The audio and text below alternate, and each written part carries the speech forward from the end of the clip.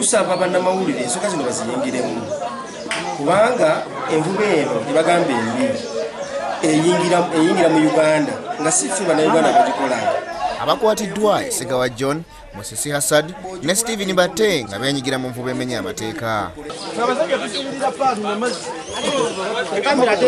Abakulira ebyokwerinda ku mwalo gw'e Nakabugo Ekigo mu munisipali y'e Makindye bategeezezza nga bwe bafuna olukusa okuva mu kitongole kya UPDF ekirwanyisa envuba embi era nga bano bakwatiddwa n'obutimba n'obwato obutakkirizibwa mu kuvuba. Tukubira nnyo omulanga naddala ng'abo abasirikale Afande Nuwagaba akulira eby'envuba embi ajje mu kitundu kyaffe eno eky'Ekigo n'Eddewe.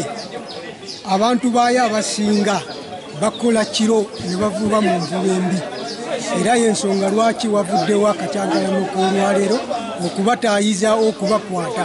Obuzibu bwe tusanga wano tulina omwalo wano Kalyabakyala gwo teguliko kakiiko teguliko si mwalo wabula balinga okuba mbayite nabayeekera bo baakola akatundu akaabo ne bateekawo amaato bamala okukola ne bajja ne bagadima guli wansi awo gusapootingibwa poliisi marine lw'ebiseera bingi tubadde nga tuvano ne tugenda okubalwanyisa okukwata abamenyi b'amateeka mu byembo naye nga bayambibwako abasirikale ba poliisi marine awo okujja otwataakinga.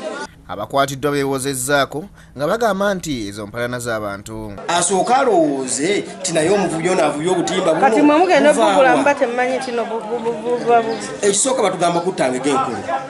Kati buno butanga era buno businga olabye ku ngegerwa kuba tebazireese tukuba ngege enkulu gavumenti yagala byennyanja bikulu naffe ze tuvuba naye nti akatimba ke kakyamu situmanyi bakakyamu muki. Oluvannyuma aba UPDF batuuse mu kifo kino okusobola okugonjoola ensonga zino. Bidaya Namyalo yakusakidde eggulu erino ku Lwabukedde TV1.